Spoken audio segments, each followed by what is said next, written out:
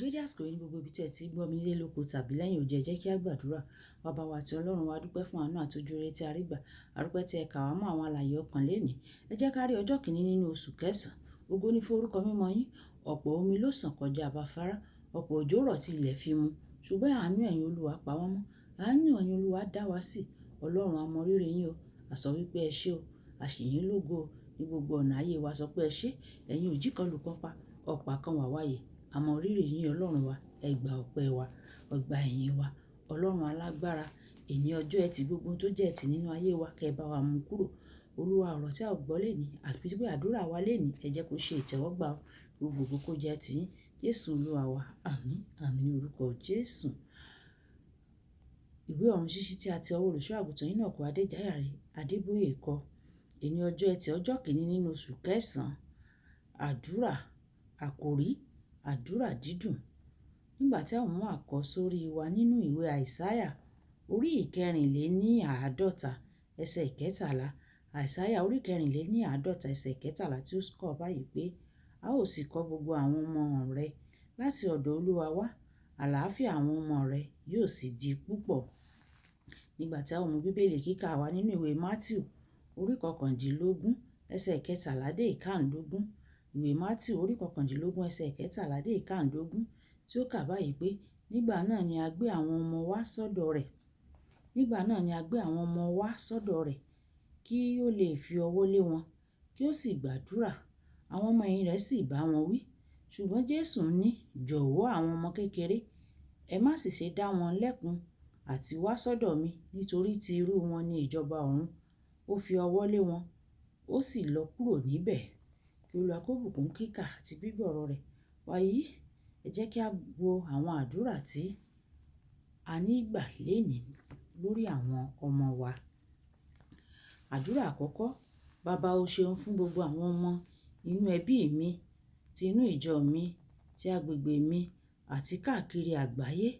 Jẹ́ kí a dúpẹ́ lọ́wọ́ Ọlọ́run fún gbogbo àwọn ọmọ inú ẹbí wa, inú ìjọ wa, agbègbè wa àti káàkiri àgbáyé. Àdúrà kejì, Bàbá, bí àwọn ọmọ ṣe fẹ́ padà sí ilé ìwé ní oṣù yìí, jọ̀wọ́ pèsè fún àwọn òbí àti alágbàtọ́ wọn. Jọ̀wọ́ pèsè ọ̀nà fún gbogbo àwọn ọmọ tí ó yẹ kí ó wà ní ilé ìwé ṣùgbọ́n tí kò tíì lè lọ. Àdúrà kẹta, Bàbá jọ̀wọ́ fi ọkàn tó yè kooro fún àwọn ọmọ mi àti gbogbo àwọn ọmọ tí ó yí mi ká ní orúkọ Jésù. Àdúrà kẹrin, Bàbá jọ̀wọ́ lo àwọn ọmọ mi àti gbogbo ọmọ tó yí mi káàkiri fún ògo rẹ.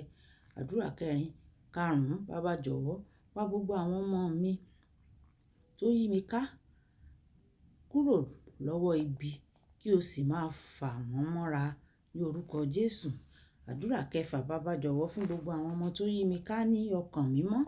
Jẹ́ kí wọ́n jẹ́ mímọ́ síbẹ̀ nínú rẹ ní orúkọ Jésù. Àdúrà keje, Bàbá jọ̀wọ́ fi àwọn áńgẹ́lì rẹ ṣọ́ gbogbo ọmọ tó wà ní àyíká mi. Àdúrà kẹjọ, Bàbá jọ̀wọ́ jẹ́ kí ẹ̀jẹ̀ Jésù sàmì sára gbogbo àwọn ọmọ mi àti àwọn ọmọ tó yí mi káàkiri ní orúkọ Jésù. Ìkẹsàn-án, Bàbá jọ̀wọ́ fi ara rẹ hàn fún gbogbo àwọn ọmọ tó yí mi káàkiri gẹ́gẹ́ bí o ti fi ara rẹ hàn fún Sámúẹ́lì ní ọmọdé ní orúkọ Jésù.